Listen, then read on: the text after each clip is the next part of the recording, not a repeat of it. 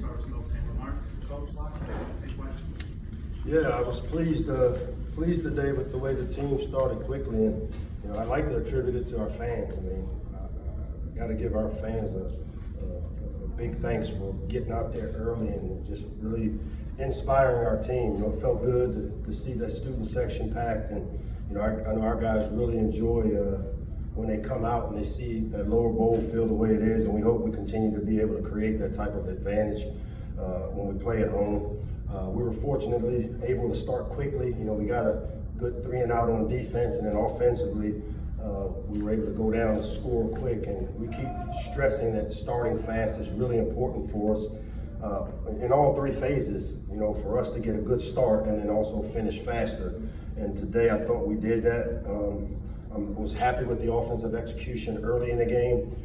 As we got to the third quarter, we kind of got a little lull because we slowed down the tempo. We were trying to cut some of the plays off the game that our defense would have to play. And that's not something that we're good at yet. And so it was good to be able to work on slowing our tempo down, because we've got to, again, make sure that we play complementary football. And, they got maybe 70 to 80 plays themselves today. So, that's a lot of plays, and we need to be able to slow the tempo, to control the tempo of the game on the offensive side of the ball. And I thought the execution got a little sloppy in the third quarter, but was happy to see us win the fourth quarter. And, when you have a running back room like we have, it's just great to be able to finish games with guys like Tayon Fleet Davis and Jake Funk and those guys that were able to come in and finish the game and win the fourth quarter. Third down was good for us on the offensive side of the ball. It's really important.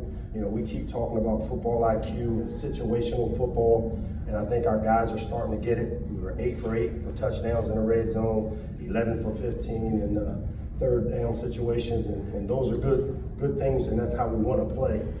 Obviously, we got the 24-hour rule in effect. These guys can enjoy it. What a great opportunity to play a ranked team here at home and come out with a win like we did today. I'm really proud of our guys, and we ride them really hard during the course of the week, and we strive for excellence in our execution. And the thing we ask is for each guy to give us the best version of themselves every time they come out, and that collectively gives our team the best chance to be successful. So with that, I'll open it up to questions.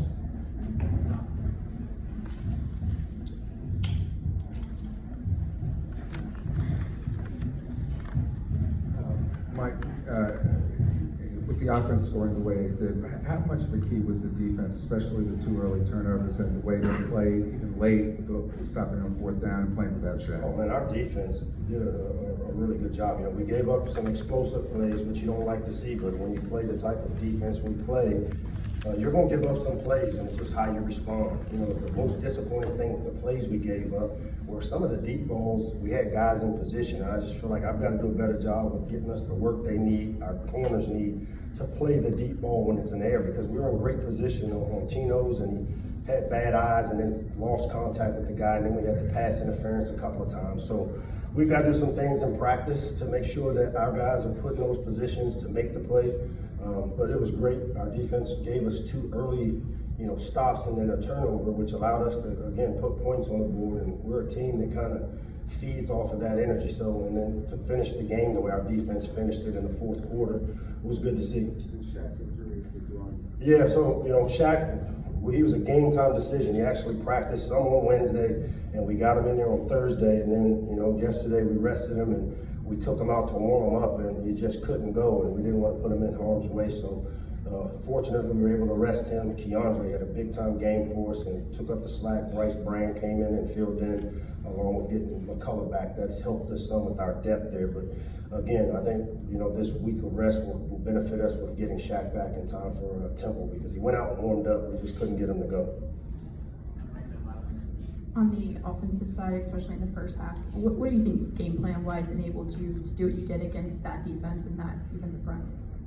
Our execution, Emily, I know that sounds like coach speak, but we run a style of offense that the defense can't be right unless they out-execute us. With the RPO stuff that we do, when you start running the football, the way we have the capabilities to run it with our running backs and the way we block it up front, the only way you can stop it is adding the extra guy in the box. And that's where you saw early in the game some of the RPO concepts where Darryl Jones had a big catch and run, and Demas had a few, and our tight ends, and so it's hard to be right, and the only time that you usually have the ability to stop it is if our execution breaks down, and that's why I keep stressing it's really important for us to execute our system, and it's more about us than it is about them.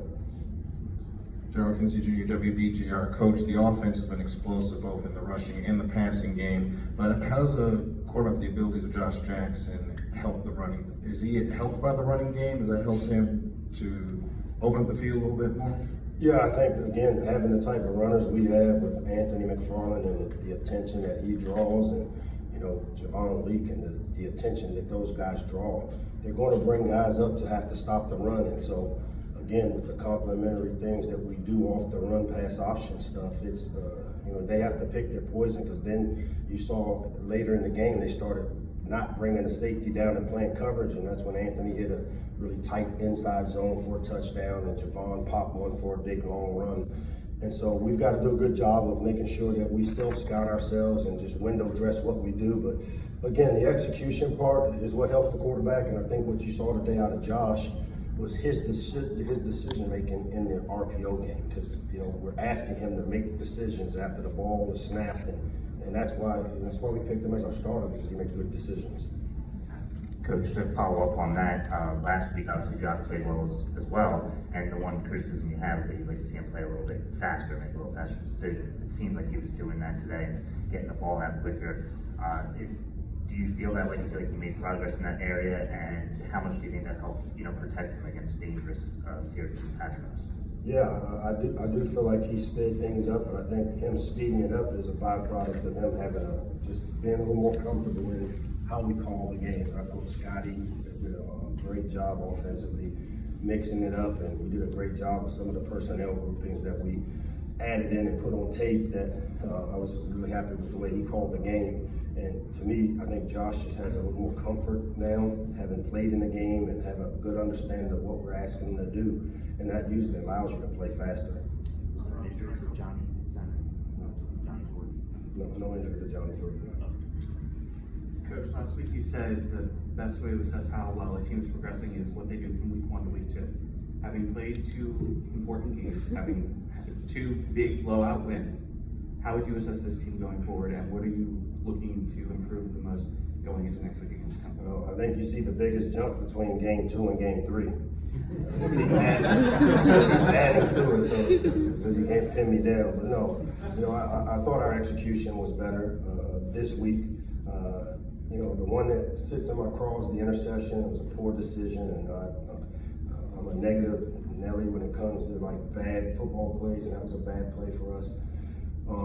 You know, we had more penalties than I would like, you know, offsides on the kickoff just to start the game. Those are the things that make me, just kind of makes my skin crawl when we get these dumb penalties. And it was, for us to be the team we need to be, we got to play with great discipline. You know, discipline and winning go hand in hand. And as we like to say, it gets you when it gets you. You know, those things will come back to haunt us if we don't get it cleaned up. So those are the things we'll focus on this week. I guess I got 24 hours to kind of enjoy it, and then tomorrow we got a tough day because we're going to play a team on the road that beat us here at home, that has been a tough game for us over the years, and, you know, it'll be our first road test. You know, high praise for, Dino Babers earlier this week, and, the type of offense he runs and things like that. For you as a coach, how much do you look up to him, and, what does it mean for you to be able to kind of out-coach him in a game like this? I don't know about us. It's about our team and our execution, and not necessarily about them. To your left there, bro. To your left. Coach, was the rotation, we had Ellis McKinney play 3 or 4 offensive line positions, you got Piggy in, and all your receivers in, Sammy O playing on the defensive line. Is all of that scripted out, or is that made up as the game dictates the We situation? just throw it up on the wall and hope it stick, man. Just all of this. I'm not believing that. You go out there, and you go out there. No, of course we scripted. It's organized. We got things that we want to get accomplished and how we game plan. Again, I learned from Ralph Friedgen that you put your best players on the field, and we've got opportunities where we had all 3 of our tailbacks on the field in different formations. We got some good tight ends, and I know people here love the tight end.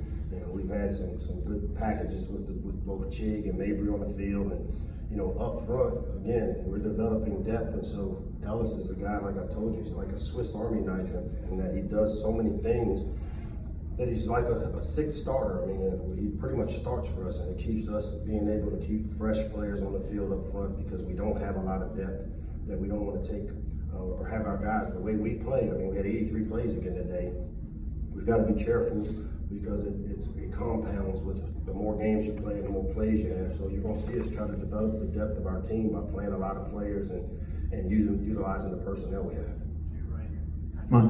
Mike, 8 yards a play last week. You were right there up until the 2 kneel downs at the end. How impressive is it to you to be able to maintain that offensive efficiency week over week? Man, you guys are just trying to set me up with all these. It is not impressive. I mean, it's execution. I mean, our guys, they're starting to get what we're asking them to do.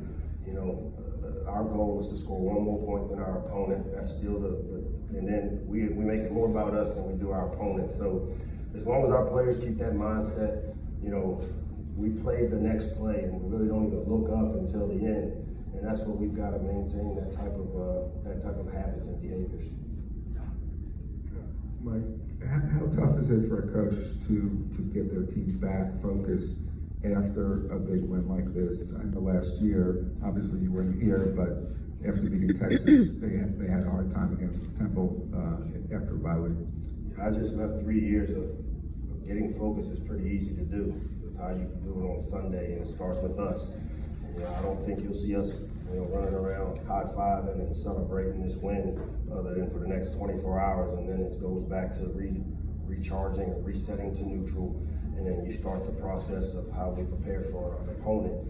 And again, it starts with us, not the team we're going to play. Now, I do know our team knows it's been a tough game. I've been around here for 10 years and we played Temple quite a bit, and they've been dogfights. And our expectation is that we're going to get their best and that it'll be a tough, hard-nosed game.